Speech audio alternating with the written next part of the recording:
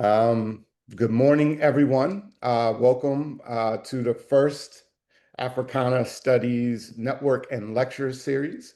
Um, as you are aware, this is independently ran from the school district, so everything that is said today does not reflect the views or the sentiments of the school district of Philadelphia, which I would say is unfortunate, but they still have time to learn, right?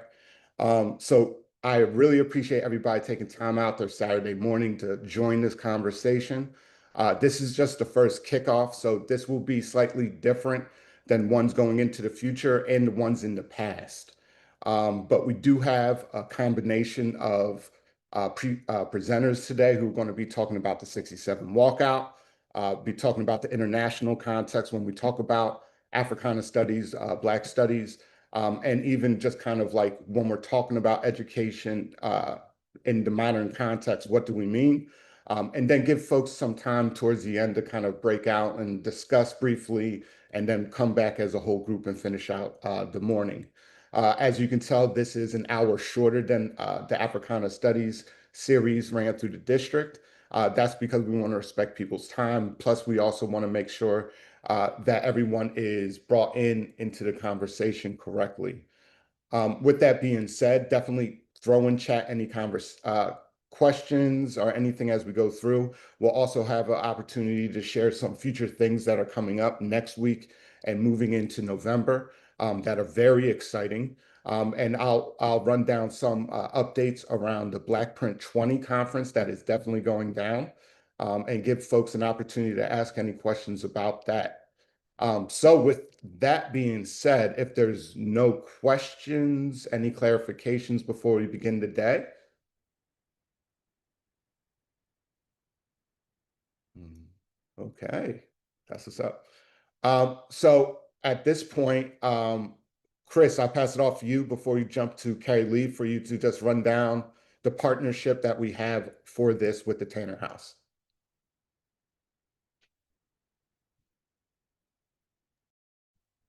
Yes, thank you so much, Ish. Hi everybody, Chris Rogers, he, him pronouns, the co-coordinator, Friends of the Tanner House, working to restore what is known on the record as the Henry Ossawa Tanner House, but even more particular and special to us is the Tanner Family House. Um, and the opportunity to support the Africana Studies Network and lecture series is really special to us and kind of connects deeply with the history of the house. Um, and let me go ahead and pull up the website if folks are unaware. SaveTheTannerHouse.org is where we are. And I just want to share something that we wrote, in commemoration of why it was important for us to support these activities. So just 1 second.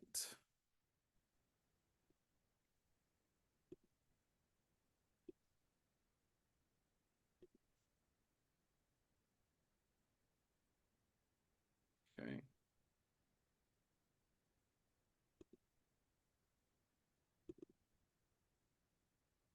Oh, all right, so folks can see this now. So Mhm. this is SaveTheTannerHouse.org. Um, please, as we continue to build up and work on restoring the National Historic Landmark Henry Ossawa Tanner House, which is located in 2908 West Diamond Street, Strawberry Mansion, North Philadelphia. An incredible project. We have this amazing installation on the home now that was created with the support of Scribe Video Center during the North Philadelphia History Festival. We'll share some of the sort of like lineage of the folks in the house.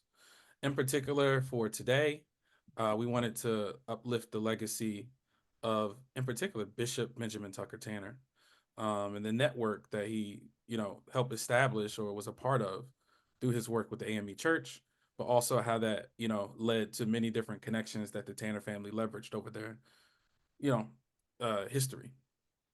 So this is the incredible flyer. Um, And so, Friends of the Tanner House is proud to be a launch partner with the free virtual open to the public Africana Studies Network and Lecture Series. This project is a community driven initiative. The formidable historian Dr. Carter G. Woodson, who I hope everyone in this call is familiar with, right? The father of Negro History Week, which becomes Black History Month. and certainly laid the groundwork for so much of what we understand Black studies to be in this country. The formidable historian Dr. Carter G. Woodson once described Bishop Tanner's home, 2908 West Diamond Street, as the center of the African American intellectual community of Philadelphia in the Northeast United States. And this was because Bishop Tanner, he ran the Christian Recorder for the AME Church, and also he helped start the AME Review. And he was running the Christian Recorder, which is the periodical known as one of the longest running African American periodicals during the time of Reconstruction in this country, 1868 when he comes into the editorial leadership there. So he's not only covering the story and the growth of the church, but also the Black historical struggle and the types of institutions that needed to be built in order to carve out the space of freedom, to carve out the space for social and political discourse that leads into the most progressive time in this country's history, which is radical reconstruction. Which, yes, we also know that when it comes to the Ulysses Grant Compromise in 1876, the foreclosure of the project that led to the installation of more sort of Black codes and more repression of Black folks. So like how the work that Bishop Tanner did on this circuit of building the types of institutions that led to Black freedom, right, is a legacy that the Tanners started with, right, and is the sort of like basis of the work of the house. So let me go ahead and finish this up. And thank you, Ishmael, for bringing that biography into the chat. In Mhm. 2024, Tanner family descendant Dr. Ray Alexander Mentor awakened us to this incredible cultural inheritance associated with the Henry Ossawa Tanner House. We as an organization seek to reactivate this legacy at this crucial time in our country's history, where opportunities for truthful learning about the Black historical struggle are being challenged, compromised, and dismantled within the public sphere. We will continue to fight against these attempted erasures, building up on our recent sign on to the Preservation Alliance's advocacy letter. And this was, certainly in response to the organizing led by the Avenging the Ancestors Coalition, the work on defending the president's house and other, sites that were fought for and organized by the community, even if they were validated, by the government first. So how do we continue to make sure that these ways that we come together and create these spaces of reflection, of ritual, of connection to our history are saved? Mhm. So we believe, as the life work of Bishop Benjamin Tucker Tanner showed us, that we must craft spaces to come together, study, reflect, write, and make and further organize toward freedom. We are grateful to be welcome as a supporting launch partner for the Africana Studies Network and Lecture Series. And with that said, like I think, we're going through a process right now to figuring out how to fix up the house and the vision for it. And certainly as we get all these things together, we want to continue to be a space in where that happens that is open and welcome to all of you. And while until we do that, we're working in partnership with another community groups such as Strawberry Mansion Learning Center, Strawberry Mansion CDC, and other amazing community initiatives. And just grateful to be here, grateful to be of support. And Ish, we go way back in this work. And I think it's important that, like what they say, ain't no stopping us now.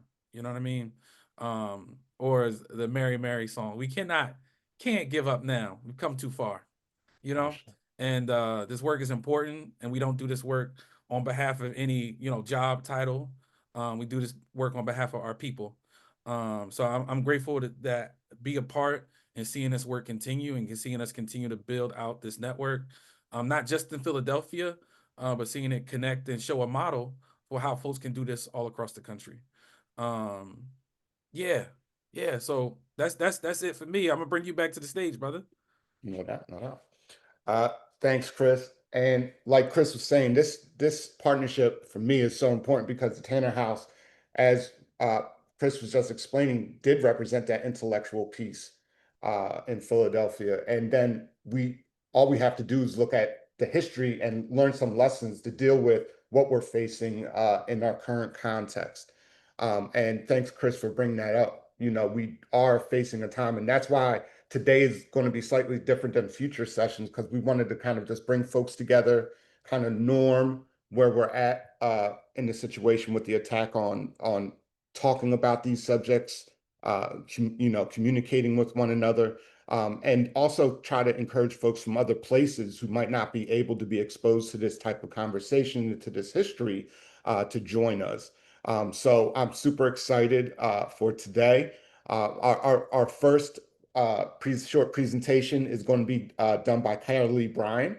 And Carrilee Bryan, I met, who is a doctoral student, correct, Carrilee, at Temple University. And I saw her present some of the research that she's doing on the 1967 student walkout here in Philadelphia, which is just so relevant to kind of to jump off, in my opinion, to think of kind of the modern moment that leads us to where we're at right now in Philadelphia when it comes to talking about Black history, teaching about it, especially with, you know, the president's house, them wanting to take down anything that they consider anti-American or anti-white or whatever anti they want to throw out at a current moment, right? But spaces like this is meant for us to actually commune with one another and cut through the nonsense, right? So we can actually get to kind of a place where we can move forward. Yeah, very, very pertinent point, Hannah. So with that being said, I'm going to pass this off to Carrilee, who's just going to run down some of the 1967 work that she's been doing and researching to jump us off. And then we're going to move into the international context briefly. Uh, and then I'm going to present something about kind of like what does this mean for educators, even if you're a formal educator or an informal educator, how we should, I would argue, orient ourselves as we move forward. So, with that being said, I'm going to pass this off to Carrilee. All right. Good morning, everyone. Ish, thank you so much for the lovely introduction. Just gonna put together to share my screen and get things moving. All right. So I thought it'd be really cool, to the best of my abilities, to show you all some visuals. Many of these are also digitized. They can be found at Temple Archives online as well, but just really nice to kind of put these visuals and these pictures together with everything that's going on. So like Ish was saying, I am a doctoral student at Temple University. Just also wanted to put out there why it's really important for me to be in spaces of this sort, you know, have conversations, go out in the community and talk to folk, is because not only am I not from Philly, but I'm not from America. So I think to write a history, regardless of if it's still, you know, a part of my Black brothers and sisters, but to write a history and go into the community and talk to people and do research of this sort, that's something that is, you know, really important to me. So I wanted to just put that out there. As far as, you know, critical questions when we're thinking about, right, a lot of the education reform, a lot of the changes in schools that are happening, right, even kind of thinking back to our own experiences, I really wanted to share some critical questions that we can sit with and continue to talk about and be in conversation with each other.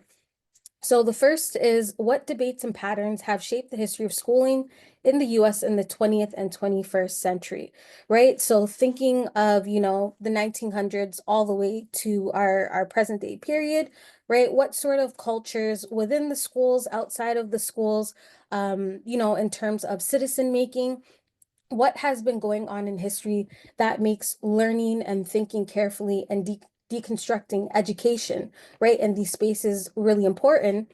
And also, how do we see these inequalities manifesting today? Right? Because we need to understand, even from our own experiences in school, the past really shapes our present. And we really see that in some positive, but also some negative ways. So it's important to continue this conversation and think about what's going on.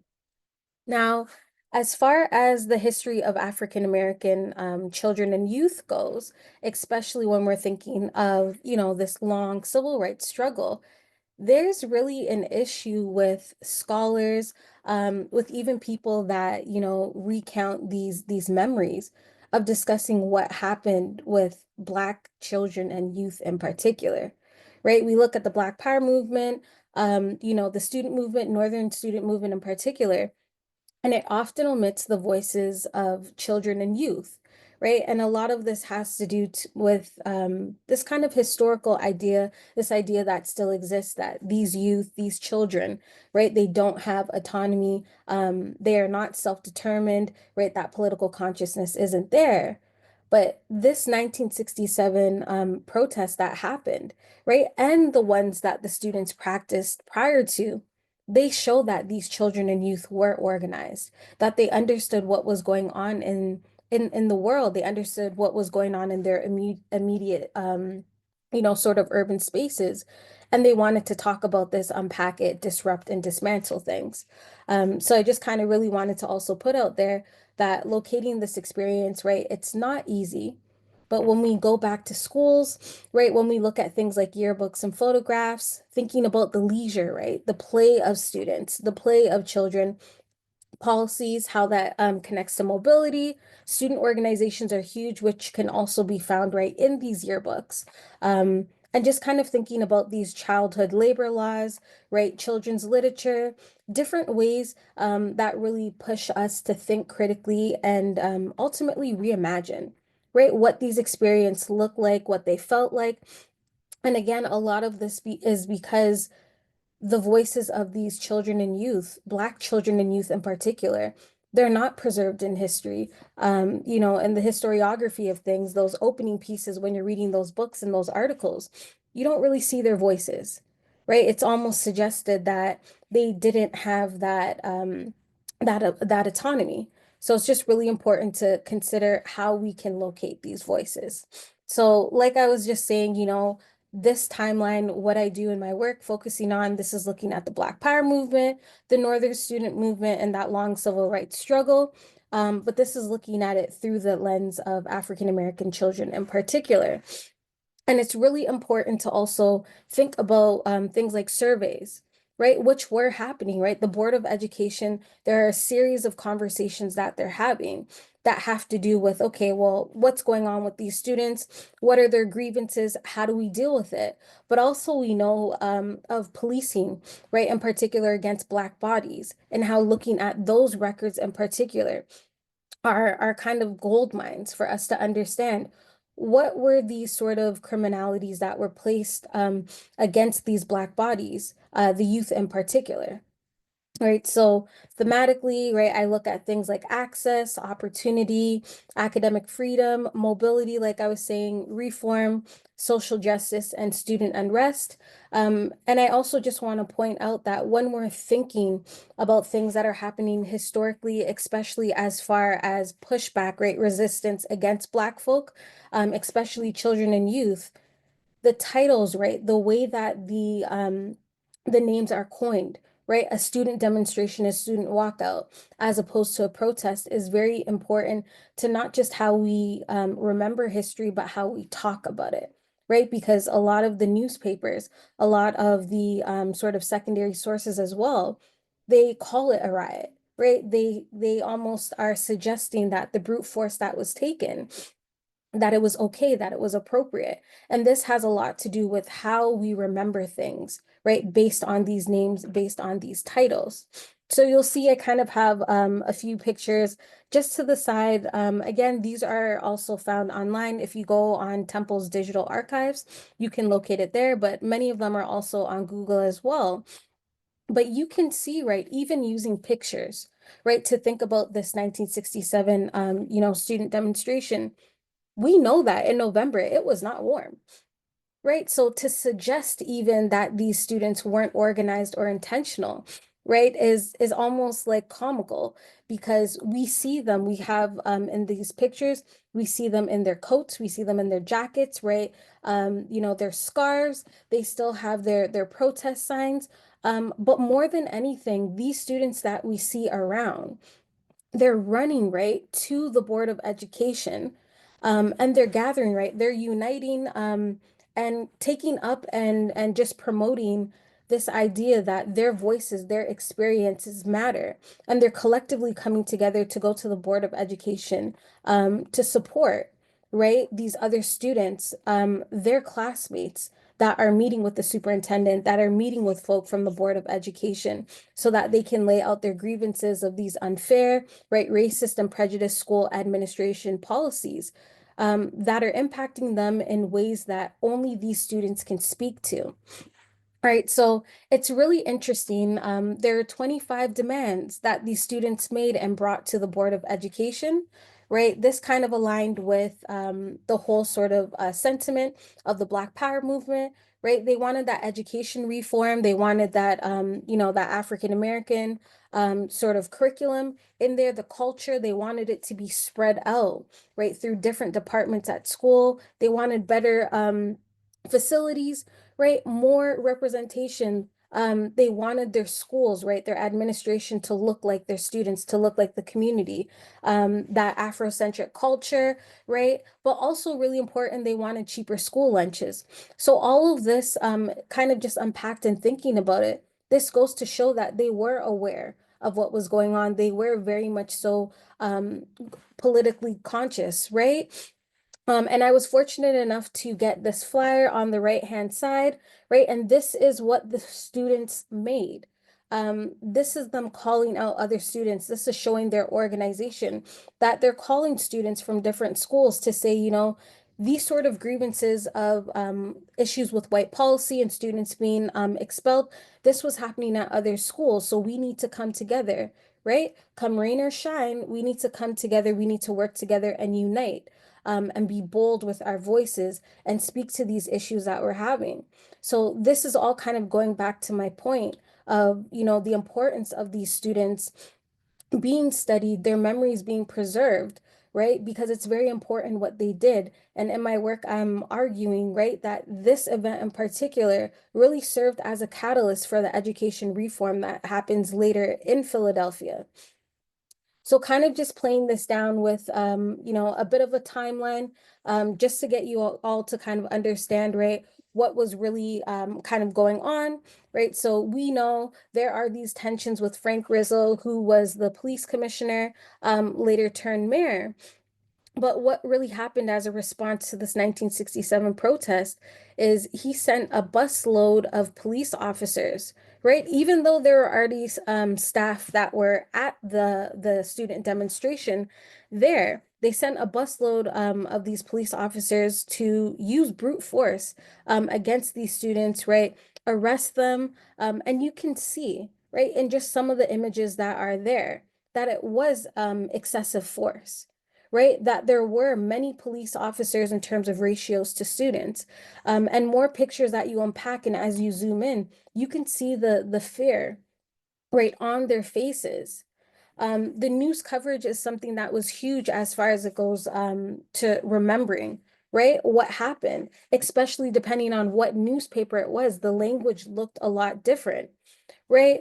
But Rizzo was essentially blaming the superintendent, right, for organizing and encouraging these students to advocate for themselves in this meeting, and saying that it was their fault, not for a demonstration that sort of came about, but instead this riot, right? This violence that they're talking about. And kind of just continuing from there, right? You have these rising tensions, right? You have some of these teens, right? Like these youth, they're upset. So you have in this picture here, November 20th, shortly after the protest, you have some students that threw a Coke bottle, right, at some of the police officers. So it's captured in this image. But there are also adults, right? There are teachers, there are parents who actually went and protested and went to Frank Rizzo's house to speak to the way this was very unjust, that their approach, right, was more than unnecessary, not just because they were organized and peaceful, as many documents say, um, but they're also children, right? They're youth. So this kind of goes back to this whole point of how do police treat Black bodies, right? Regardless of age, right? Why are our children Why are Black youth in particular, why is their innocence always taken from them prematurely? And again, thinking back to the history of things, we can connect this and link this right to slavery and this idea of, a sort of brute, right, of child, right? And we see this in a lot of the caricatures, and that's why it's important to understand the way the history is shaping this. I have this really short piece of footage that can just get you all to see what was going on, and I'm working on getting more, but I'm just going to hit play so you can see.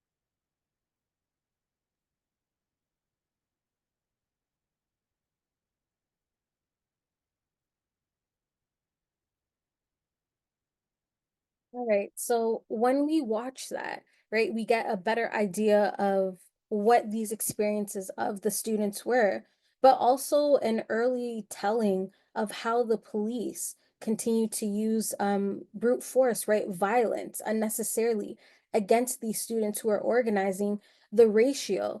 And it's interesting as poor as the quality is, we can watch a lot of videos, right? Today, open up our phones, go on social media, look at the news, and they look almost the same, right? Some of the uniforms may have changed, but there are so many pairings that we can talk about that these same sort of forces are being used. And that kind of speaks to all the more why we need to continue to be in conversation, right? But there are some scholars in some earlier secondary literature that says, this demonstration, it wasn't successful.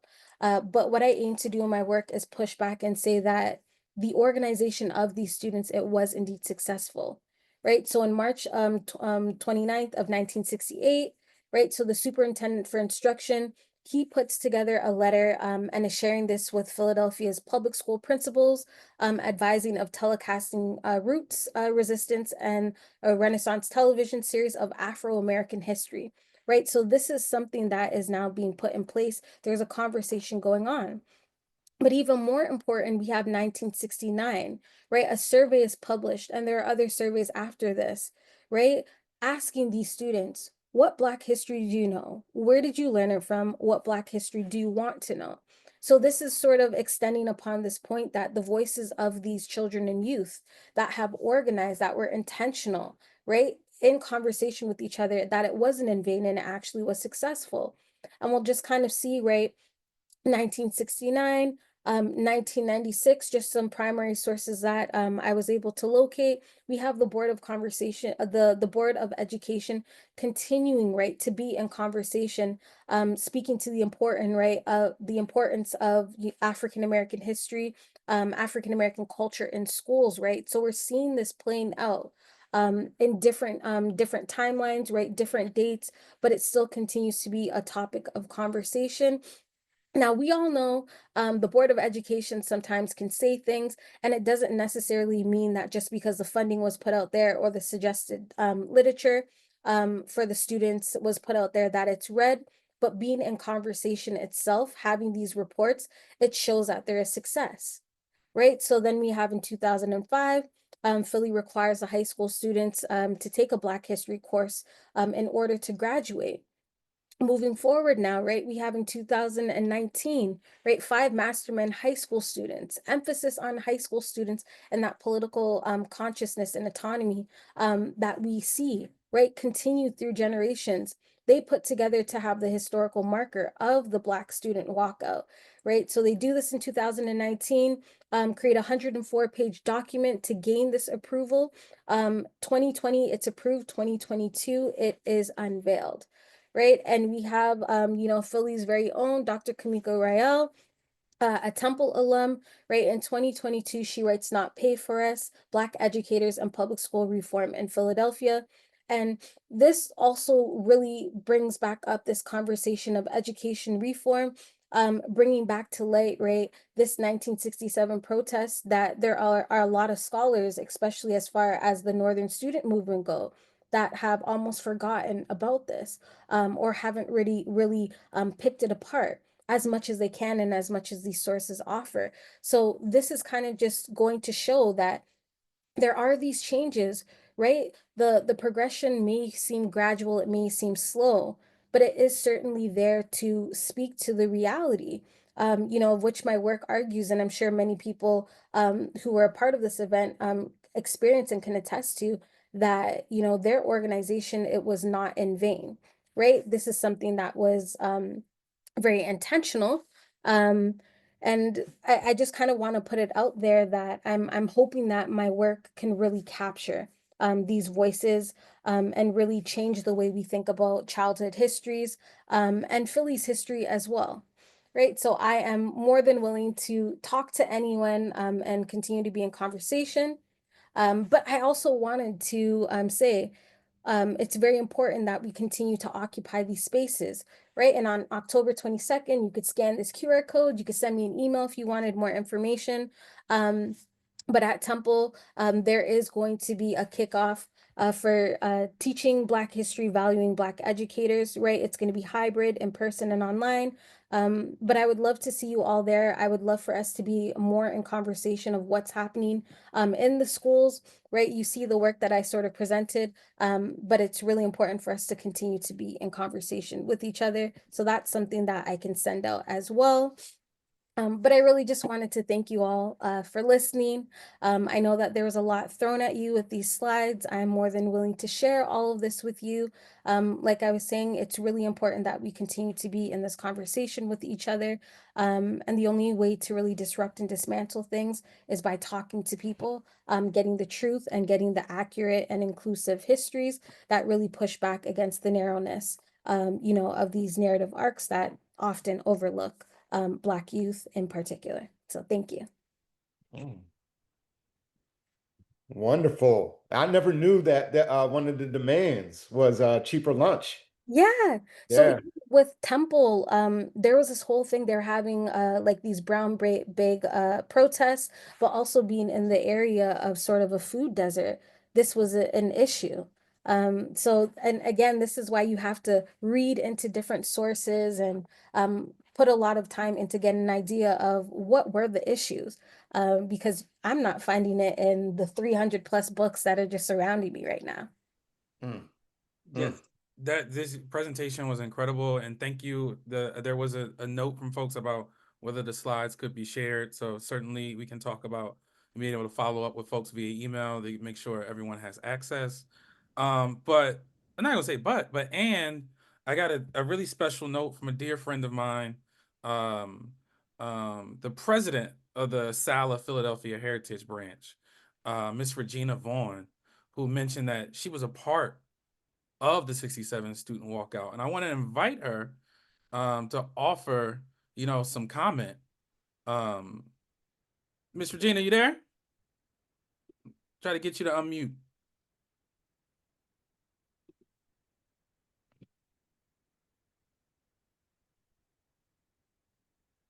So I'm gonna try. Let's see if we can get it for a second.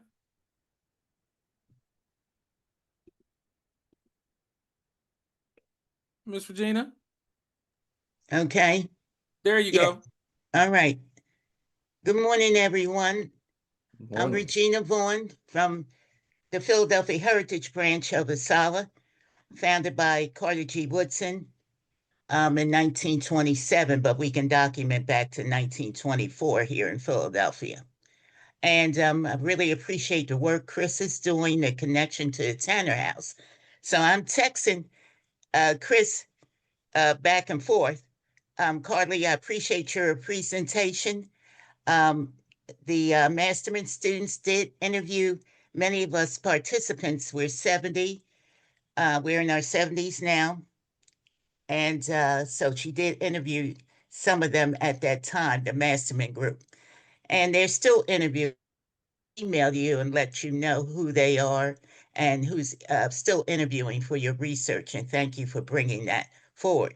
That was a lot of new information. I see you've been digging away in the archives. But what I just texted Chris, I was 16 years old, a senior at Bartram at the time, and an only child. And my mother was not too happy about me going to these protests. So she called the school and said, "Is Regina in class?" And of course, they said, "You know your daughter is not here." So my mother was a city employee.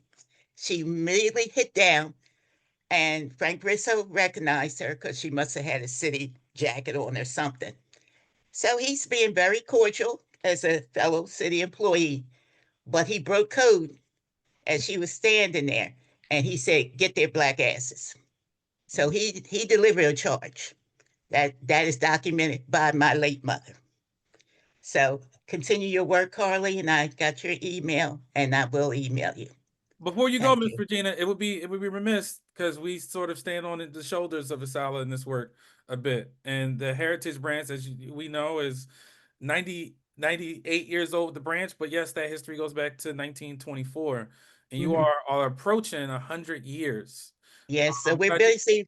We're busy writing the branch history, and we want to get some of it out.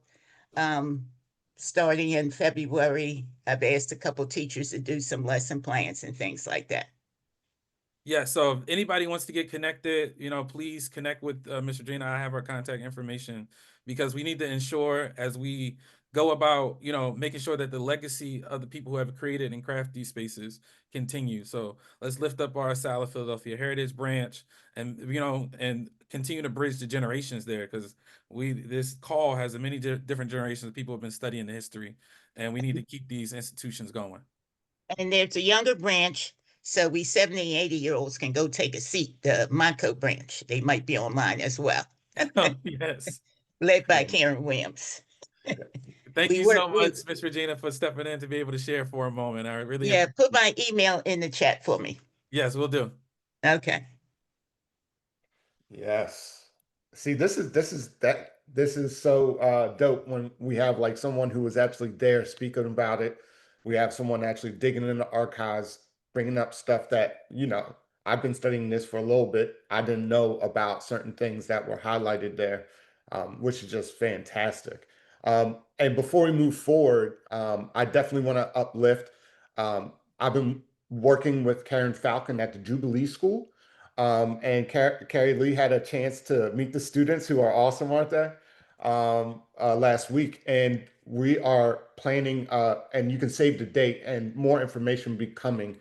But November 17th, to commemorate the walkout, we're planning an event at the Philadelphia Free Library. First, starting off at the Board of Education, walking over to the Free Library, recognize some folks who have done work around this. And then, yeah, everybody's invited. So look out for that information forthcoming. But definitely save the date, November 17th in the evening. And I'll be sure to share that out to everyone else. Are we going to take some questions before we move forward, if anybody has one, or should we save those for the end, Chris? What you think? I'm feeling okay on time right now. Okay. So I feel like that we do have space if folks would like to put something into the chat, or if you want to just note yourself in the chat, I can come and find you to ask you to unmute for a moment to share. So if there is a moment, I'm open to it. Mm-hmm. So is Judah Robinson may have something to offer? Mm. And then we have something from Ed Brockenbrougugh. Has this been shared at board? Which board? Oh, the information, Ed?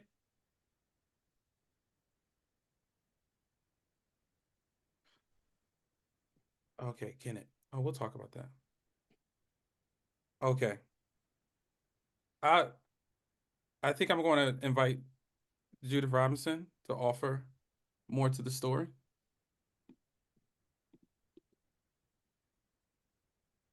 Good morning, you all. Good morning. Morning. Thank you. Thank you for the opportunity. I was in elementary school in 67. I don't know if, in fact, if this was as a result of the protests or it was something already in the works.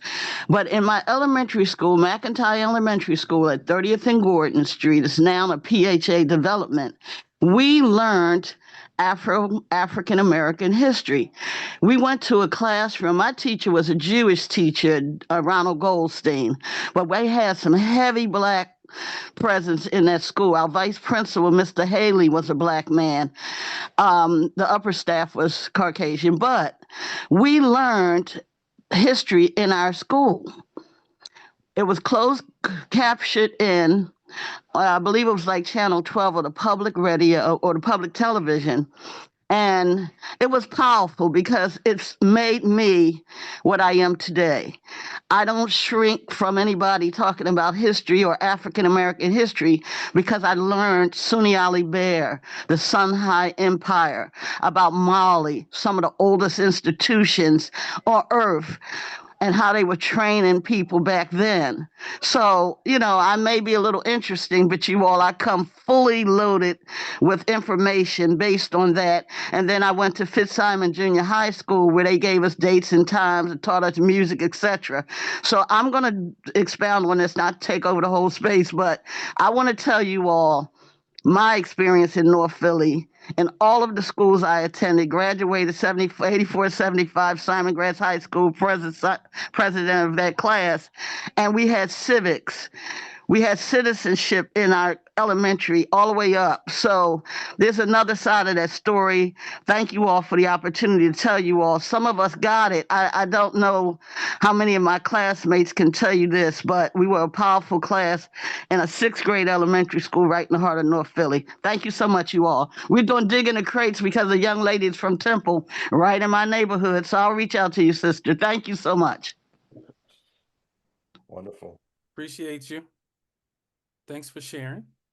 Also saw someone lift up Ed Robinson and the work that he's done alongside continuing the work of that, making sure the African American Studies requirement happened. And certainly has a long legacy in Philadelphia and advocating with Philadelphia schools for the proper teaching of truthful Black histories.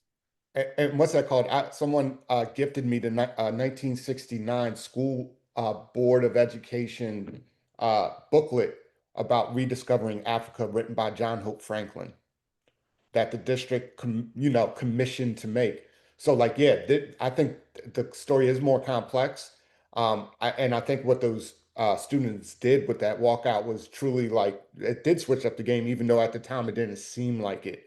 And it makes me think of the walkout of students in LA, the Chicano walkout, right? And that's usually uplifted. I mean, they have a movie on that, but this predates that, and there's very little kind of real stuff that we can hold on to and point to for folks to learn about it. So, yeah, might this be a good opportunity, Carrilee? Any responses to the testimony you've heard, or any sort of new things to think with, as we kind of begin to make a transition here? Yeah, well, I think the most sort of rewarding part but difficult part has been figuring out this curriculum, right? I have a bunch of them behind me right now, but even just hearing folks speak today, because in Philly, the curriculum wasn't standardized until the 1980s. So that's why there are a lot of scholars that they kind of just say that's why they look at later periods because it's easier, right? So it's really important to have these conversations, which I appreciate everyone sharing, of what their curriculum, what their classrooms looked like and felt like, and the culture of their studies, because the Board of Education, it says there, here's X amount of money they had to teach, Black history, Black culture in schools. But there's earlier incidents of, students, having their sit-ins in the auditorium to say, you said we were going to learn Black history last year. We've still not learned it. We're not leaving until we get it. So there continues to be this issue because, not just because the curriculum wasn't standardized, but because they continue to put, these policies or things in place, these letters saying they're going to teach them, but they aren't actually, right? So to learn that there were some schools that were actually being taught this is so heartwarming, because I always have this question of, okay, the money was being funneled there, but if it wasn't being used, what was going on with it?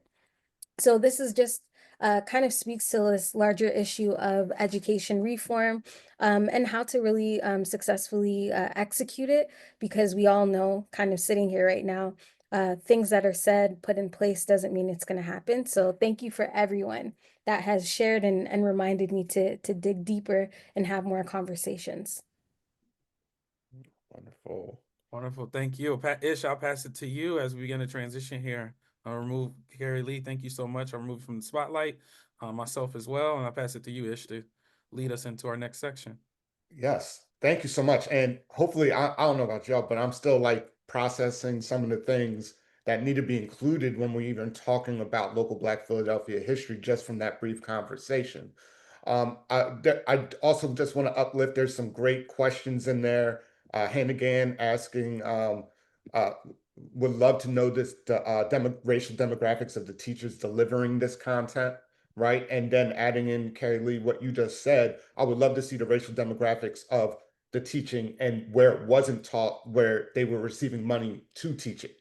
And I think those type of questions are just super important to have, especially when we're dealing with in our current context. And I saw someone else in it also ask what groups or organizations or individuals are doing work commemorating Black and Cultural History Months in K to 12 schools. So what did that look like in Philadelphia back in the day? You know, was Negro History Week kind of something that Philly schools did in some certain fashion at certain points? So I'm sorry, I just have tons of questions now. Yeah. And do we have a moment Miss Regina wants to hop in, or should we transition? I don't know where we're at on time. Um, I think we can uh, Mama Regina could say something real Okay. quick before we transition. There you go, Miss Mama Regina. Come on in. I was just saying what we don't know in Philadelphia, I call it up south, the schools were segregated. Mhm. So when you had Black teachers, particularly the powerful group, as one took me aside uh, when my daughter was in school, and the teachers and the parents were teachers were working the kids too hard, and the Black teacher took me aside and said, "We are preparing these children for girls' high, where life ain't gonna be easy." So it was a difference with the Black teachers. Mm. What happened at these schools that they had, and so that's it. Some of it. A lot of this hasn't been documented, and a lot of this hasn't been documented because we don't. Because remember, we had a lawsuit back in the 70s. They moved the Black teachers Yeah. Mhm. out of Black schools into white schools because the schools were segregated. We had a lawsuit. Same I as in the South.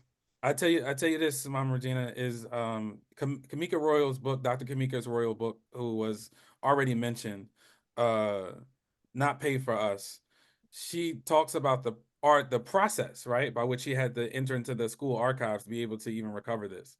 And it Mhm. speaks to the work that is still out there, the unfinished work about how we, need to build and continue to build and preserve and sustain these archives of Black resistance and education and all the spaces. And she said, yeah, it was just a closet with stuff, it was just paper everywhere, so that is the work that is ahead. And I know generations like Carrilee and PhDs and things like that are beginning to put those things together. Do we have time for one more, Ish, or? Yes. Okay. All right. I'm bringing you in, Laura. Good afternoon, everyone. First of all, Ish, thank you so much for getting this to continue on. This is amazing. And it's so sad what the school district isn't doing anymore. Secondly, I had the greatest pleasure of meeting, and I'll be working with Miss Vaughn in the future on some things. She invited me this summer to come down and go to the Historic Society of Philadelphia, and they have this amazing exhibit on African American people throughout Philadelphia. And I was just impressed, and so much things that I didn't know were there. I mean, I teach my students about the Harlem Renaissance and Cab Calloway, and I opened this one drawer and it was just full of Cab Calloway, and I was just so excited. And so I highly recommend, if you guys can get to go to the Historic Society of Philadelphia, it's an amazing experience. Thank you, Laura. And I'm going to drop the information for the Historical Society of Pennsylvania. If you've never been, it's a great place. Justina Barrett does such a good job there. And I know 1838 Black Metropolis, Michiko's on here. They also do a lot of work with the Historical Society of Pennsylvania. And it's a great field trip if you're a teacher. It's a great thing if you want to do their switching exhibits. So I'm going to drop that in the chat. Thank you, everyone. And you can combine a visit with the walking tour. And hopefully we'll have some time at the end to kind of go over the walking tour for folks to learn more about that also. With that being said, we're going to move into our next kind of, shortened presentation by good brother, Dr. Ikemba, who is a professor at Medgar Evers College in Brooklyn. This brother, I hit him up on Wednesday, was it? I was like, can you do something about the international context? And he said, let me check my calendar. And he came back to me that night and he's like, I'm down. So this brother always shows up, always on time, does a great job, hosts several YouTube channel shows, the Black Power Media. He also co-hosts on there. So I just want to briefly introduce his brother, good brother. And I look forward to what he's going to hit us off with. So, Ikemba, I'm going to pass that off to you. Oh, peace, everyone. Appreciate you, Conrad. I always have to snicker when my comrades call me doctor. I'm like, come on, we comrades. Appreciate you, though. Appreciate you. Before I even get into my presentation, because one of the themes of my presentation is menticide, which was coined by Dr. Bobby E. Wright, which I'll define in a short while.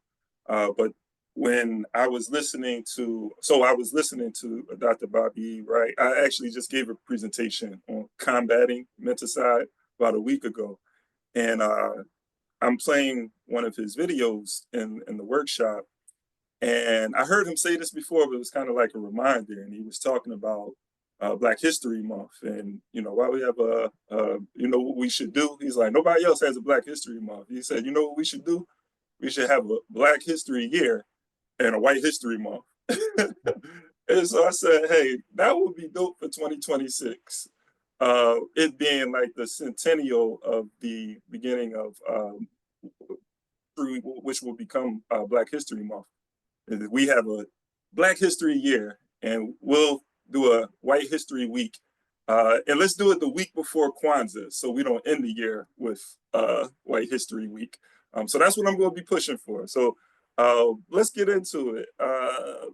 Now, as you mentioned, Ish, as far as this presentation, me speaking on education in international context, so I was thinking, like, there's so much going on around the world, and what sort of connections do I want to make, and what do I want to uplift and highlight? And I'm just just thinking of a way to bring it all together, because when we talk about the international context, it's not just what's happening in Palestine. It's not just what's happening in Congo.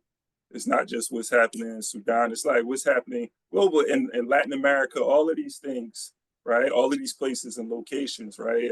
Because what is happening to Black people in the United States, it transcends geography and time when we talk about history. That's why I appreciate the last presentation as well, because being a historian, I'm always looking at how our collective memory, which I'll get into in a bit how our collective memory is shaped, and how we shape our collective memory, and how others attempt to shape our collective memory. So what I did was I have a truncated presentation, and I was supposed to start timing myself. I have a truncated presentation, but I also took a few notes, which I'm going to read before I even get into that.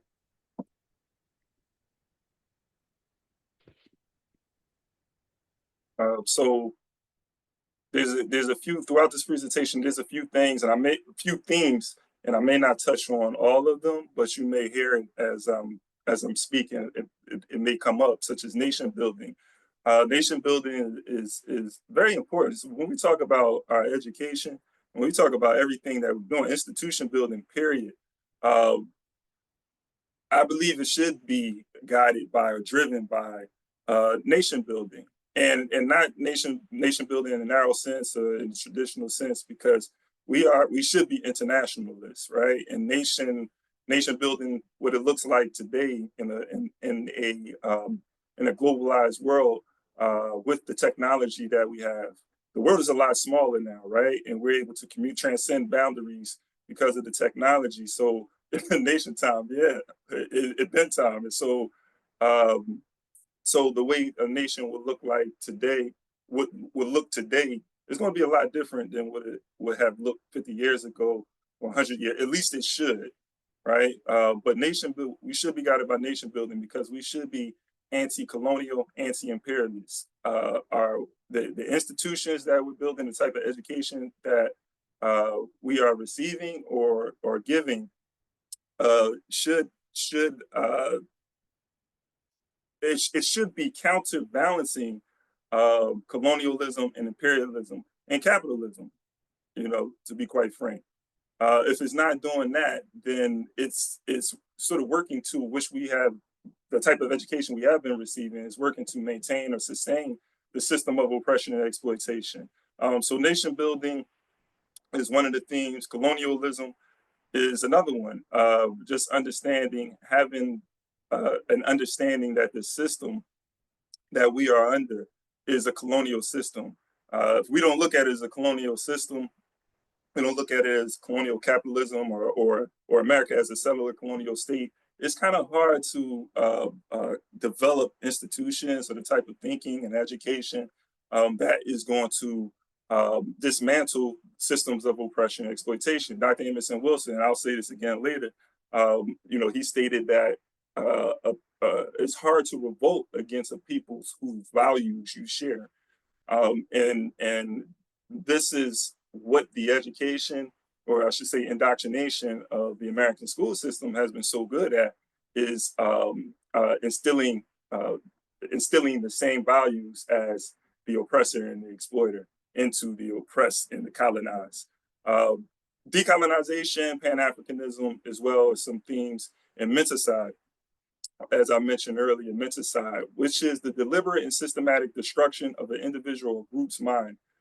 Its ultimate aim is the extirpation of an entire race. And we can flesh that out. Maybe there's some questions about menticide and how menticide shows up in ourselves, in our communities, right? And with this definition too, and I'll read it again, the deliberate and systematic destruction of the individual or group's mind, its ultimate aim is the extirpation of an entire race. This is not to say that all colonizers are seeking to exterminate Black life. There's a significant amount of colonizers that are attempting to do that. But then you have those, because there is a struggle amongst even the colonizers, where there is a significant portion who just wants to oppress and exploit African people's bodies, right? Their labor. So the elimination of African or Black people would not be in their best interest. So there are those competing forces. So I argue that the education of Africans was and is designed to perpetuate their oppression and exploitation and maintain the colonial relationship between Europeans and Africans. And that is the master-slave dynamic that not just existed during chattel slavery, but exists to this very day, not just in the United States, but around the world. As Dr. Bobby Wright, he asserted, all the life-sustaining institutions are controlled by a foreign entity, by outside entity, someone outside of the Black community, someone other than African Black controls all the life-sustaining institutions. That's slavery. So I want to just go over a few notes that I wrote, because these are some thoughts I had in regards to just this thinking about our education in international context. So, people are uniting around the world over common issues of oppression and exploitation. And I think we all are witnessing that. Colonial projects are being exposed for what they truly are, and people are starting to realize that they have a shared common interest. Poverty in Africa, Europe, North America, and South America is identified by the same name. No matter where you are, poverty is poverty, right? Homelessness, economic exploitation, police brutality, and other forms of injustice have the same character no matter where we are in the world. So the intensity levels may vary as well as the population is impacted by these systems of oppression, but ultimately it's all the same. This understanding has sparked mass protests and resistance around the world. Nowhere has been more inspiring for those who are colonized, those who are oppressed and exploited, than what we have seen in the Sahel with Burkina Faso, Niger, and Mali. Right? Their resistance to French influence power, or Western just in general, right? The Western power structure has really inspired and motivated not just Africans, but all people who have felt the brute force of colonialism for decades and centuries, right? And it's many of the conversations that we often have, those who consider themselves African internationalists and Pan-Africanists, is where is Pan-Africanism working, right? What are some tangible results? And I think we can point to many historically and even today, maybe in pockets, but to see like state power has been really inspiring. And so, however, like resistance, this resistance that we're seeing, though, it doesn't come without counterinsurgency. So there's oppressive forces around the world that remain united in maintaining the status quo. This has led to the dismantling of institutions and the silencing of people working in the interest of the colonized. And we have people right here on this Zoom, I won't say no names, and we know who we are, right, that are being silenced because we're resisting. We've been resisting, but the repression, the intensity of the oppression usually increases when the movement becomes stronger, right? When people begin to, you see large mass movements, large populations of people mobilizing and organizing across boundaries, international, right, influence. The 60s is a prime example. As we see, the state comes up with different strategies and tactics to undermine the movement. And this is what we're seeing now, right? So historically, Black people have pushed back against distorted portrayals of history, miseducation, and indoctrination. One way Black people have resisted is by controlling the historical narrative in order to shape collective memory. The shaping of our collective memory usually coincides with social movements. And if we look at history, well, I'll just say, like, if you study historiography, you see how the study of history has changed over time.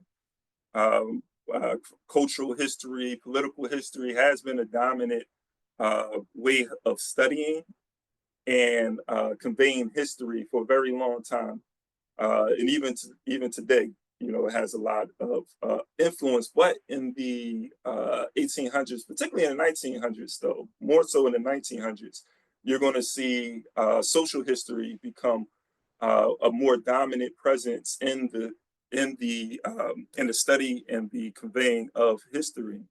And this is because there was social movements that were taking place that was pushing back against colonialism and imperialism. I don't really have a lot of time to go into that, but I just wanted to highlight that usually coincides the shaping of our collective memory, how an oppressed people who are rebelling or revolting against this history, how they begin to remember their stories, right? And tell their stories.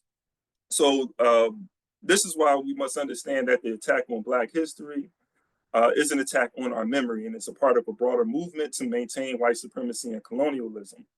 So when I look at the world population of 3.3 billion people in 1965, we have a world population of 3 billion people.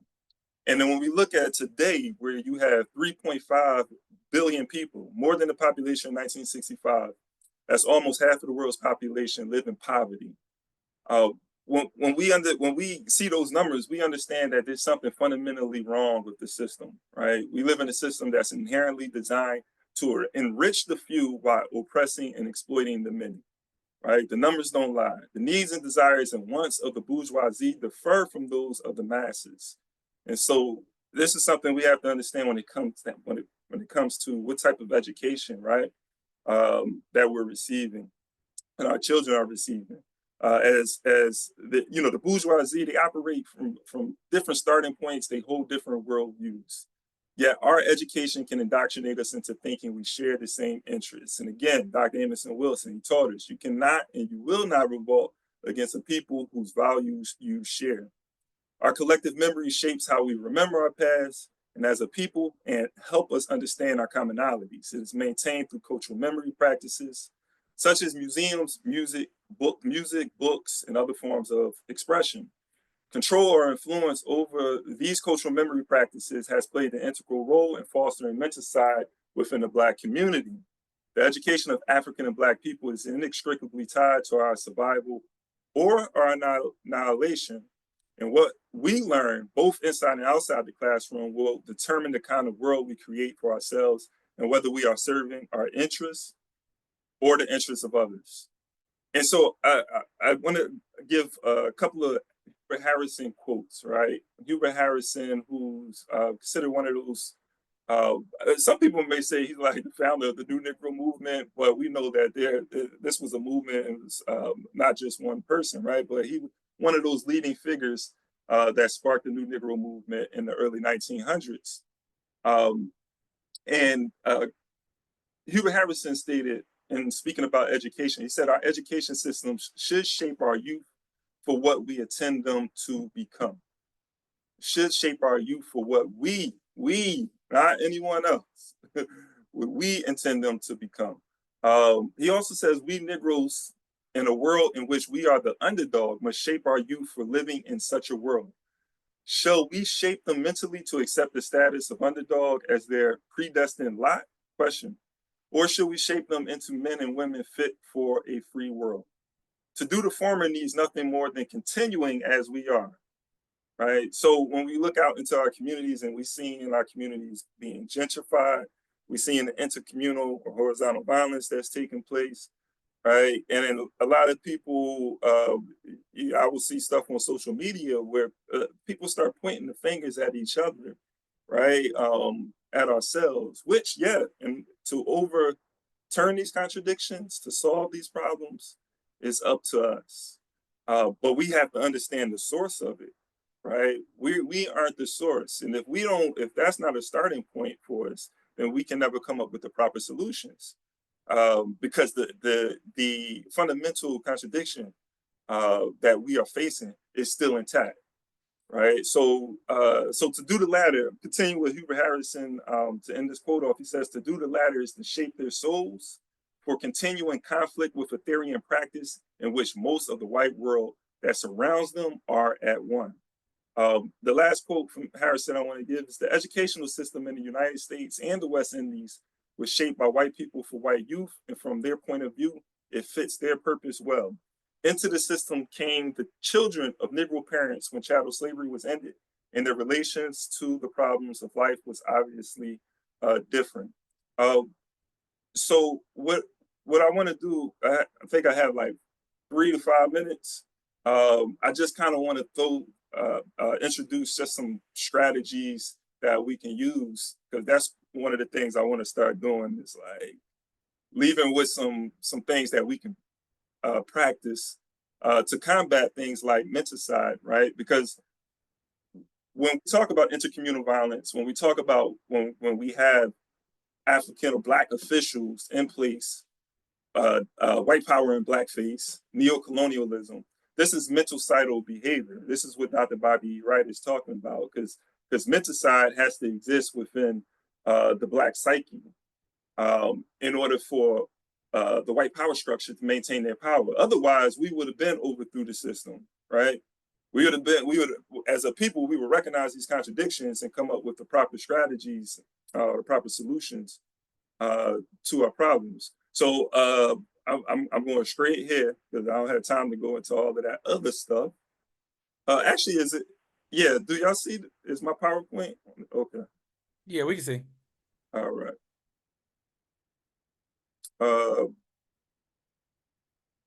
So hopefully, I don't know if this is y'all see the next slide too, or that's just me. Yeah, But it's showing in presentation style. Oh, okay. But we can make it out. Yeah. All right. I'll just go. I'll confuse myself. All right. So does it say solutions to the problem? Is that what you guys are seeing on it? No, we're still on the PowerPoint, and it's saying develop strategies for decolonization. You might just be able to click through because this is pretty big as it is. Yep. Now we can see All it. right. All right. So these are, and of course, this is a short list of things because we all can create, right, come up with solutions and ideas to the problem. But a few that I thought of: create more decolonization, liberatory education, centered curricula. And I think the previous speaker talked about looking at curriculum, and we have to do that work too, looking at the type of curriculum that we've had in the past that worked and did not work, those that curriculum that was serving our interests and not serving our interests. Create more liberation schools, create a liberation school system as well. We have to do a better job at supporting them too. So here I have a list of also some more strategies and tactics. Incorporate African history and culture into our work, not just the schools, but just into our work in general. Organize with folks, and they like to say I'm Marxist Leninist. Cool, hey, that's a good, I think, framework, right? But we have frameworks as well. We have, and our contradiction. That's a Euro-centered framework that was developed. Even though it is pointing out the contradictions of capitalism, right, and colonialism, but we have to begin to develop a Black social theory, right, which Bobby Wright talks about. But anyway, identify African-centered schools to support, volunteer, and get involved, and push to inject decolonization programs into school spaces and learning African language. There's a lot of literature on decolonizing education that's coming out of Africa. There's some great stuff that's coming out of Canada as well, looking at how the indigenous people are coming up with systems of decolonizing their education that we can look at. I wish I had a list of those sources right here, but I didn't have enough time to get it all together. Learning African language. Hey, we can learn some colonizing languages. We already speak one, right? And some of us speak 2 or 3. Let's begin to learn an African language. I myself am learning Kiswahili, so I'm trying to practice what I'm preaching. These are some sources that we can look at that we should have on our shelves or should have read. Many of us probably read these too. So, from Frantz Fanon, Frederick Douglass, Kwame Nkrumah. And so I kind of want to end with this. I'm going to go to this Carter G. Woodson quote. So again, speaking to menticide and miseducation Black folks, and this is from his chapter, I believe it's chapter 9 in the Miseducation of the Negro, and part of this is in the preface of the book as well. So he says, starting out after the Civil War, the opponents of freedom and social justice decided to work out a program which would enslave the Negro's mind inasmuch as the freedom of body had to be conceded. It was well understood that if by the teaching of history, the white man could be further assured of his superiority, and the Negro could be made to feel that he had always been a failure, and that that's my wrap it up now. Negro could be made to feel that he had always been a failure, and that the subjection of his will to some other race is necessary, the free man then would still be a slave. If you can control a man's thinking, you do not have to worry about his action. When you determine what a man should think, you do not have to concern yourself about what he will do. If you make a man feel that he is inferior, you do not have to compel him to accept an inferior status, for he will seek it himself. If you make a man think he is justly an outcast, you do not have to order him to the back door. He will go without being told. And if there is no back door, his very nature would demand one. And so I'll end it there saying, Uhuru utakuwa wetu bila shaka. Be free without a doubt. Uhuru. Wonderful. Thank you. And you hit some parts that I'm going to hit upon, which is dope. Oh. No, which is dope. I also referenced so yeah, no, that's wonderful. And again, thank you for taking the time out to really highlight some of this and put it in the international kind of lens and scope. I guess we could take what, like 2 minutes, 3 minutes? Yeah, well, I had some things to just, Brother Ikemba, because you mentioned about learning an African language. I was aware, I think you were leading like a Kiswahili study group, like locally, or like classes or whatnot. That was a while ago. Oh, okay. That was a while ago. Not currently. And I'm actually about to do something in Brooklyn. So I'm at Medgar Evers College. Okay. And there's definitely a lot too that I wanted to speak to. Didn't really had the chance, but even like the work that we're doing as far as like education at the college and looking at the international context. Because the one thing I want to say is really important when we talk about the international context. Just briefly, our education also is making us I don't like to use the word ignorant, but I guess that's the proper way, like ignorant and blind to our connection to other colonized and oppressed people here in this country, around the world. So when you see the pushback, or when you see Black people supporting colonizers' repression of Mexicans or of Palestinians, and like when you see that stuff, that's menticide. That's that's part of the whole pushback also against our history being told, where we understand our connection, right, to what's happening in Palestine and all of these other places. So yeah, it's a lot to say on that, but yeah. Yeah, I appreciate it. And I was thinking of like, making these connections to like spaces, right?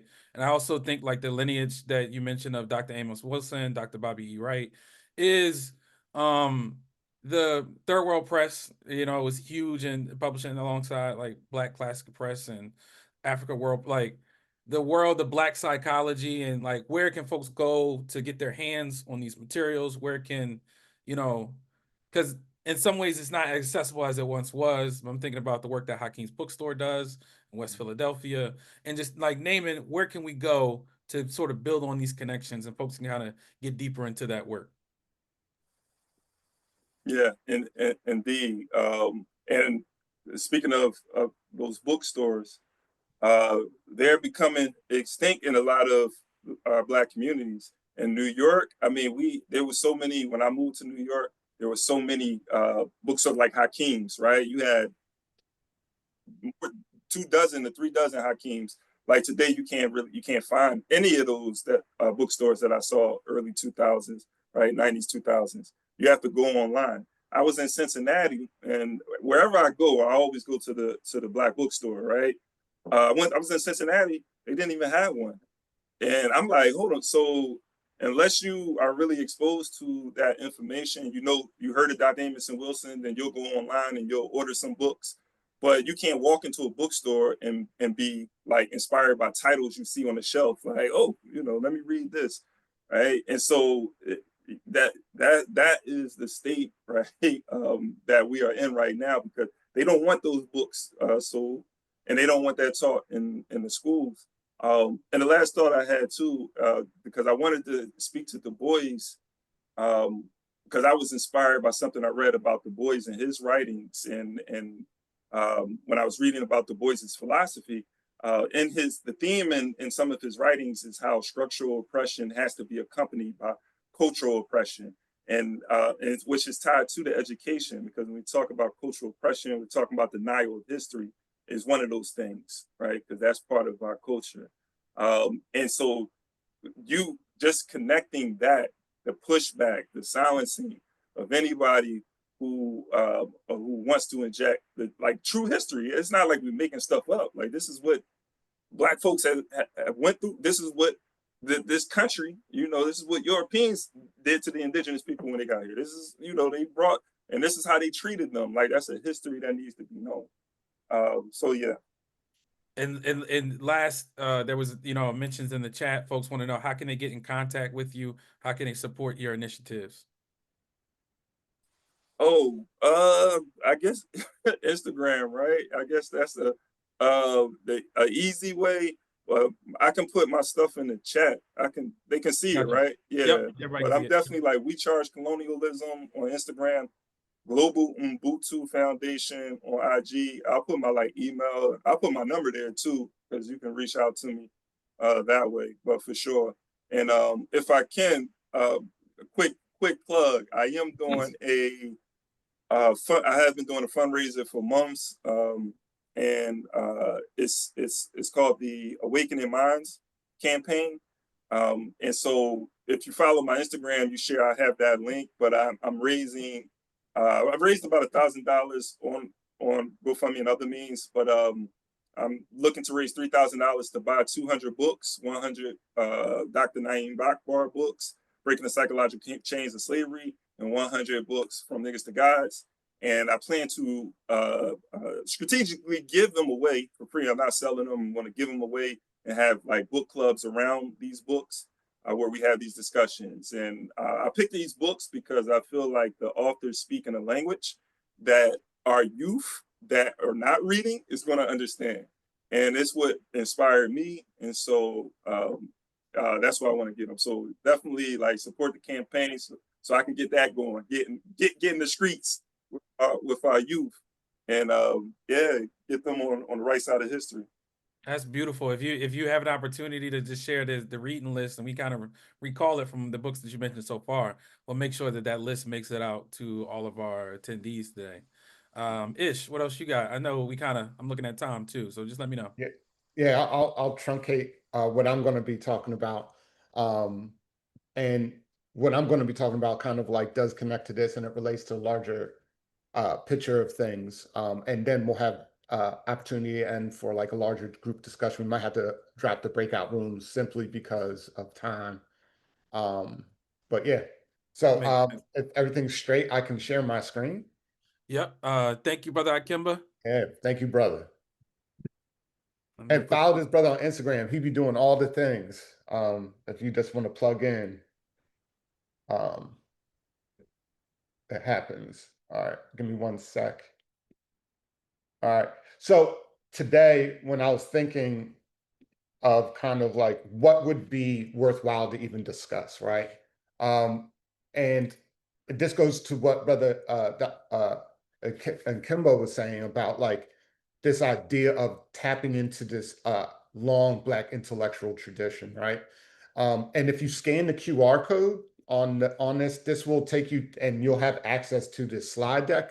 And I would strongly suggest it because at the end I will have like some linked resources that you can use and you can gain for your own self-edification, or if you want to share with others.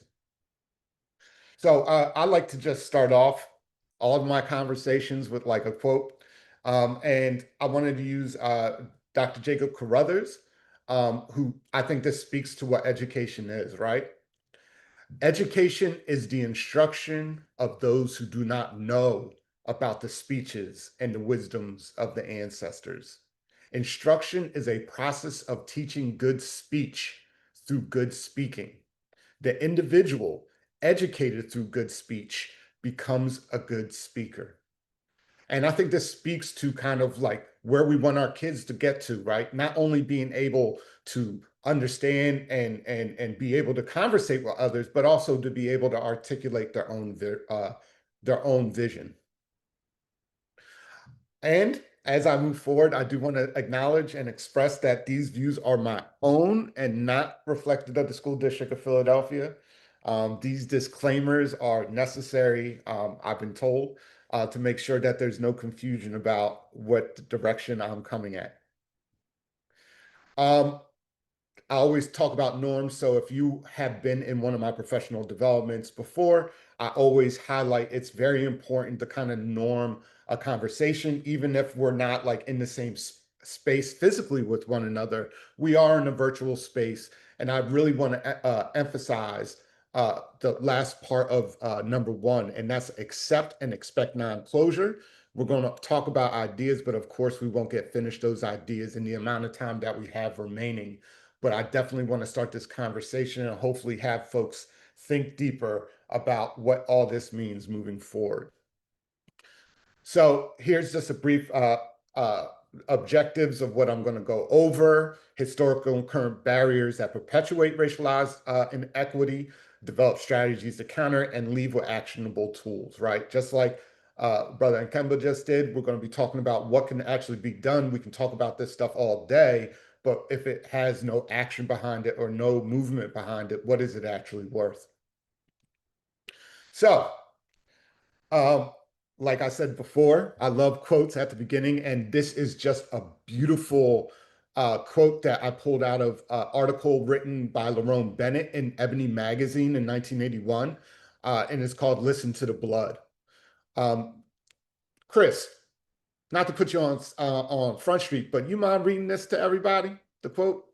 Oh, the quote on the left. Yep. Yes, thank you. Yeah. Black history is history and must be interpreted historically against the larger backdrop of the unfolding stream of world history. Am I reading the right thing? Yep. You're Okay. on point. This is easier said than done, for history is a heartbreakingly difficult and dangerous enterprise, and is neither safe nor wise to deal with it on its own level without the aid of either philosophy, theology, or a hard drink. Ashe. And think about when he says it's not safe nor wise to deal with it on its own level without the aid, right, of philosophy, understanding some philosophical understanding of something deeper, or why you're even looking at it, or a theological reason, right, relying on God or whatever power or whatever being, or a hard drink, right? So what does this mean in relation to the realities of Black history education? When we have these difficult conversations, not only if you're a teacher with your students, or if you have it with family members, if you have it with your neighbors, right? What is the significance of the meaning of the quote? And why would he make this argument that it's very hard to deal with and you need these kind of aids to help you? And then you got to ask yourself, can a person effectively teach about Black history education without considering what the meaning of this quote actually means, right? And I want folks to kind of think of that as we're going through when we're talking about how we talk about these ideas, how we interpret, and how we pass off this knowledge. For me, and you might have heard this story before, some of y'all, but I always want to bring it up because this is really what led me into the direction that I headed in. In fourth grade, I was going to a predominantly white school in the North Penn School District, if anybody's familiar with that, right outside Philly. And I used to have a stuttering problem. One day in class, the teacher asked the class a question. I raised my hand, answered, started stuttering, and the class laughed at me. And the teacher's like to the class, "Oh, don't mind him. His people talk like that." In fourth grade, what the hell does "my people talk like that" even means, right? My father being Puerto Rican and Dominican, yet not speaking Spanish in the household, and my mother being a Black woman from England. It was just a very weird comment for me to process in fourth grade. As a result of that, though, my parents contacted the school, the teacher apologized, blah, blah, blah. But then the librarian at the school gave me her original copy of the autobiography of Malcolm X. And I read that in fourth grade, fifth grade. I think I read that book over 20 times by the time I was in seventh grade. And without that, I don't know if that spirit murdering that would have happened in that classroom without this book. I don't know if I would have been able to be where I'm at today without it. And see, this is kind of the importance of not only exposing our children to these type of ideas, but it's also very important to understand that there are many instances where uh, our children are put in places where they're told something, but they're not really understanding what it means within a larger context. And to bring up Brother Amos Wilson, right?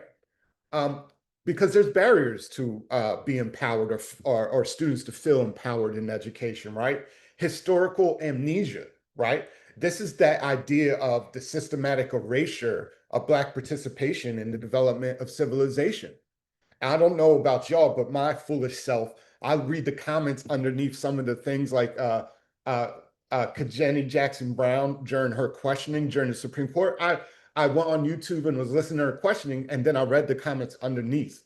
And just the constant attacks of her intelligence or not being qualified enough or not being able to understand or being stupid was a constant theme underneath the description when she was asking a very thoughtful question and arguably more qualified than most people that she sits on the bench with. That's an example. A dependency on Eurocentric constructs, right? And this is what Jacob Carruthers and Milana Karenga called conceptual incarceration, right? Our understanding of how to deal with the issues that are facing folks are usually rooted in how things are dealt with within the confines of the system and institutions and structures in which we exist under, right? So instead of thinking out of something different, because it becomes very difficult, because what is the solution, what is possible is defined by the very construct of the current situation that we find ourselves under. A fragmentation of identity from this historical amnesia, from kind of these Eurocentric constructs. And that relates to the idea of menticide, right? It prevents collective unity and action because there's not a shared definition, and the shared understandings that do exist are conceptually incarcerated. And then add everything on top of that, we have a situation where we have media manipulation. What is it, like 4 or 5 companies owning 90% of the media? We're talking about news, print, music, everything. And then educational indoctrination, where we have a situation where folks are being attacked for teaching children about things that might make them feel guilty. But in reality, most of the children in schools got education like we did in schools, and that's indoctrinated into the logic of the current system and how things operate. And these policies come up as a result. One of the things, and I don't know about y'all, when you talk to other people about issues of racism, of anti-Blackness within American society, it's usually presented to us as something that has happened in the past, right? That Martin Luther King sat on the bus, Obama became president, and the whole line, right? But there's not a recognition that there's still these policies manifesting themselves in the current reality, right? We still have continued discrimination in housing access, an increased wealth gap between whites and Black, which is actually increasing right now, not decreasing, much higher than it was when Martin Luther King was shot in 1967. We have dog whistle politics used by politicians. Well, our current leadership uses a bullhorn, but we still have examples of dog whistle politics being used by other politicians, even Democrats or Republicans, it doesn't matter, that kind of shows, we're going to keep the Blacks in their place, or this is how we'll benefit. And it's always kind of like that language. The so-called achievement gap and the overemphasis on teaching as a sole metric of academic success, and then school funding disparities. So if you already QR coded this PowerPoint, each of these examples come with an article, a substantiated article talking about what these look like in the modern day if you want to kind of introduce yourself to some of these ideas that maybe you've never heard of before. And Baba Asa Hillard. And I think this speaks to, as educators, as people that care about history and everything, we're bound ethically to study white supremacy in the schooling process, right? How it worms in. And it doesn't matter racial or ethnic identity, right? Because again, like I was saying previously, we have kind of been all indoctrinated under the logic of the current system. And so that conceptual incarceration, right? We have to understand how that's reinforced and operates within the school process. So I'm going to show a brief video clip from a documentary actually about Kwanzaa, but this clip is so good about the importance of teaching it. And it's based in Philly, you'll see. It's about M.K. Asante from a documentary called The Black Candle. So I'm going to show this real quick and then move forward. So here we go. I just think that is such a powerful clip about what we're even talking about today, right? Because when we look at that clip, number one, that last kid at the thing, he's like, "Do you believe that?" And how he struggled, right? You can tell it's like he believed some of those ideas. So I ask this question all the time: how are the children, right? And we have to be honest that situation that we're seeing right now, especially in a city like Philadelphia, but I'm sure in cities across the country and rural communities, right? How are the children? And I want people to really ask themselves about that question when we're thinking about what should be taught, why it should be taught, and everything like that. I'm going to be going fast, y'all, so I apologize. So, what happens to a person who is taught to forget their past and distrust their present? What happens to their future, right? So, when we're even thinking of these ideas, how does this even relate to? Because I know I've had students come up to me before and be like, "Oh, I'm tired of learning that. Why we always have to learn about slavery? It's always," and it dawned on me a while ago that yes, this history needs to be gone over, but it also needs to go on over the history of how people survived this, right? And I think it was Michael Harriot that says, slavery is white history, how we survived it is black history, right? And I can tell you right now, most students, regardless of race, appreciate history, black history, when it's presented in that lens. But we're not teaching to do this, right? Most of the time, teaching it is compliance focused, individual success is emphasized, test prep and control. But if we switch up and start thinking, how can we actually restore humanity, restore what it means to be a human being, right? Being purpose-centered, collective liberation, right? Not just individual success, and the idea of healing and connection within these spaces. But what do we see now? We see an organized attack on the truth, right? Where states have passed laws, where municipalities are being denied funds from the federal government due to programs meant to target Black youth. And so like these examples go on and on and on, and we see this, and that this attack is not going anywhere. If anything, this is much more nefarious than we've seen in our time. But what are we doing about it? When I look around, when I ask people, right, what are we actually doing to organize ourselves around it, right? Right now, we have a government that has a whole plan that they developed like in 1,000 pages, right? What are we doing right now to think of what we need to do to actually help our students, help our children, help our city, help our communities, and then in the larger picture, humanity, right? But I think Derek Bell brings this out well, right? That the human tendency for real, is particularly strong, right? When confrontation with those in authority would endanger one's physical safety or economic well-being. So the human tendency is to avoid these type of conflicts with authority. But at the same time, we have to recognize only a conflict with authority would change up the current situation in which we face. The brilliant Rashida Phillips from Philadelphia has a book called Dismantle Master's Clock. And I just love this because she emphasizes how the time is now.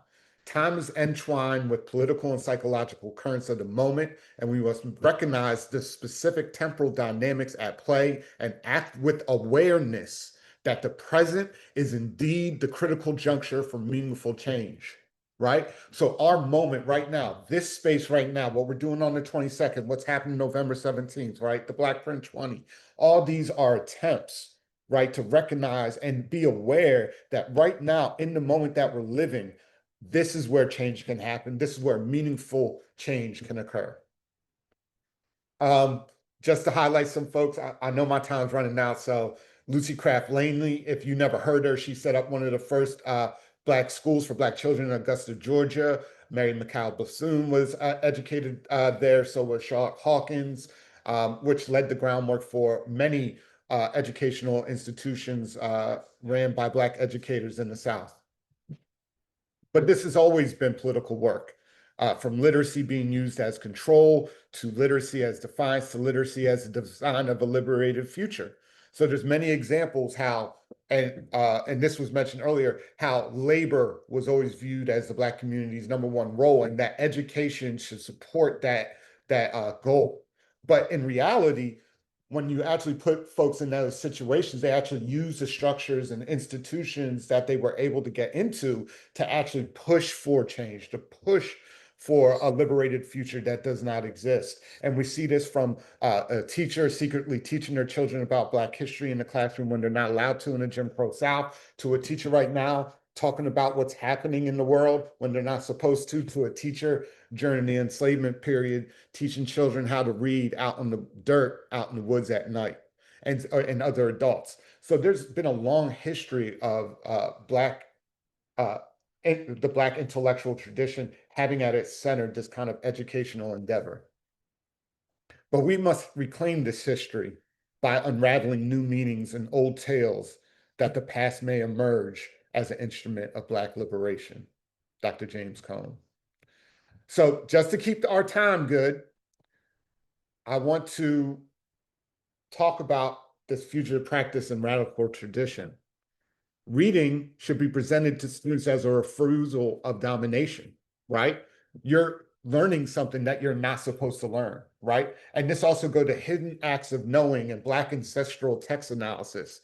I used to ask my students all the time when they found out about Carter G. Woodson starting Negro History, which became Black History Month, how many students have heard that before? And then I asked them to go home and ask their parents if they ever heard of Carter G. Woodson, right? And this leads into conversations of being introduced to the miseducation of the Negro, and this is how this happens. Reading to remember, literacy as protection, political love, right? It has to be emphasized where you're reading not just to survive and get a job, but this is part of everything in which we're a part of, and that these conversations should be informed from these different types of ideas. So, what would happen if we shift our idea and our thinking? We'll develop a clear mission, a purpose, a respond to a calling, competence and vital knowledge and essential skills, character development, ability to protect and defend one's people, land, and culture, and the ability to build for eternity. So, as I'm ending, I want to highlight this Du Bois quote. But we do not merely protest. We make renewed demand for freedom in that vast kingdom of the human spirit where freedom has ever had the right to dwell, the expressing of thought to unstuffed ears, the dreaming of dreams by untwisted souls. Just some ski scholars. Again, if you got the QR code, you have access to all these resources. And then I want to highlight the Black Print 20, which will be being held February 6th and 7th. The 7th is the actual summit itself, will be at Boys Latin.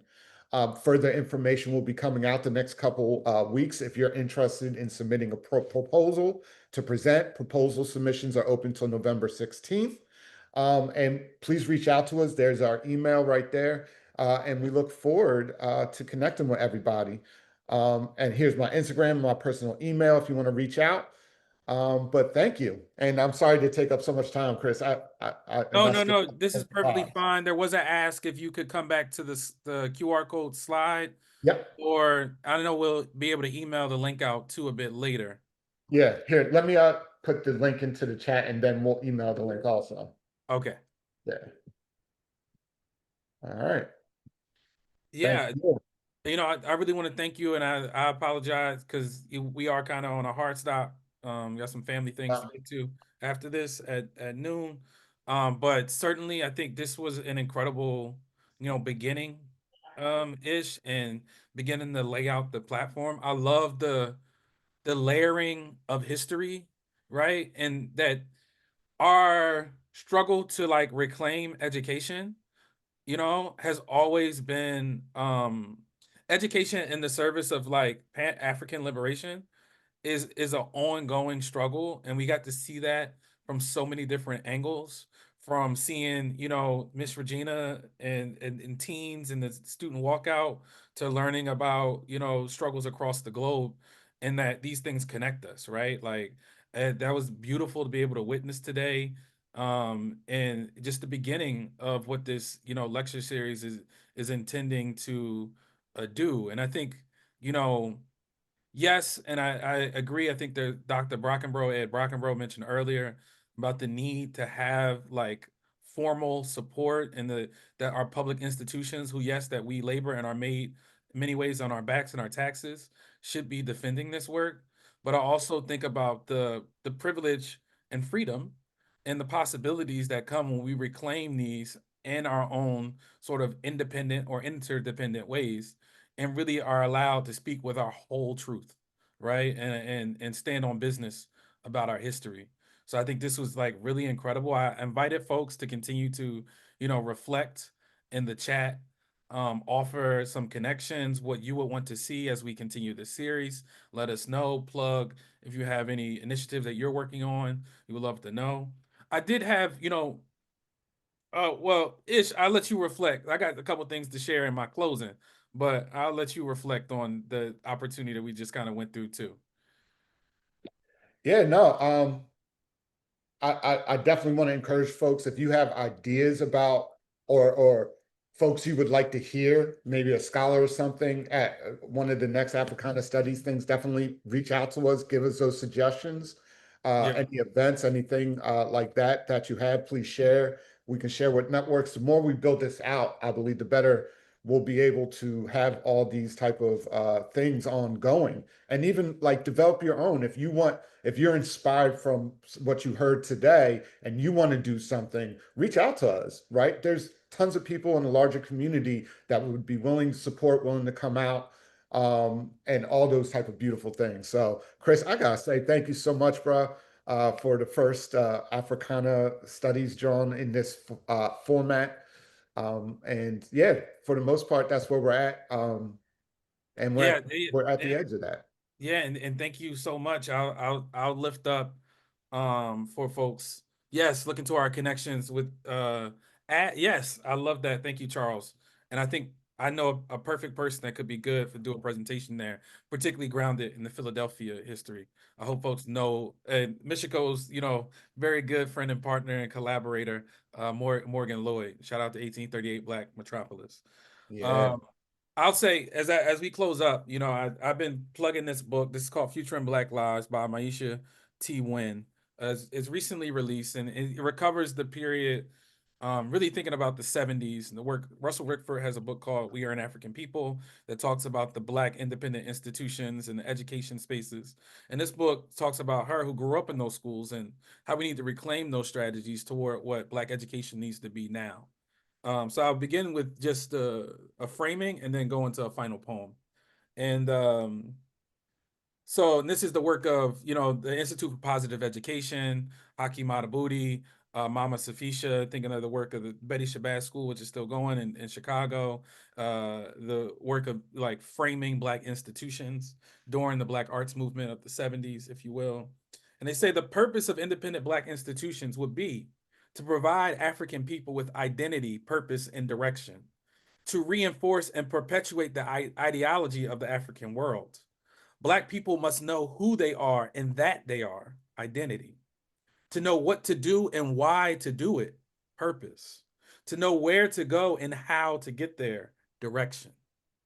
Thus, an independent Black institution must develop an education program which directs and channels thoughts and patterns, in addition to providing training to meet the needs of our people as we move toward freedom and independence. So that those is the legacy that we stand on. And as we close out, I'll go direct to Haki. Haki's work, From Plan to Planet, Life Studies, the Need for African Minds and Institutions. The poem is entitled Retaking the Takeable. Retaking the Takeable. To create or recreate an African mind in a predominantly European setting demands serious work and has no wonder drug. To recreate Africans is not a 12-week course at UCLA with Thanksgiving and Christmas off. There will be no coffee breaks or 3-week vacations in the Bahamas. We prepare to retake our minds like our enemies prepare for war. We're trying to recapture the substance and the future of ourselves, trying to recapture the direction of our young. It took a war to take them from us, and it will take nothing less than a war to return the minds of Africans to their rightful owners. Haki Madabudi, y'all. I think, just grounding and what we wanted to do here, certainly Hakeem's Bookstore has much of the things that I, present and uplift. I thank you all for joining us this morning. I apologize, didn't have the time for complete share from everyone. Stay in community. We'll be in touch via email and to be able to communicate, share the slides, and we look forward to the next one of this, which will be coming soon. Thank you so much, Ish, and appreciate y'all. And I want everybody to have a good, safe weekend. Enjoy and let somebody know about what you learned here. Have a conversation. Take these questions out in the world and let's do something about them. Yes, sir. All right, y'all. Have a good weekend. Have a good one, y'all. Peace, peace. Peace.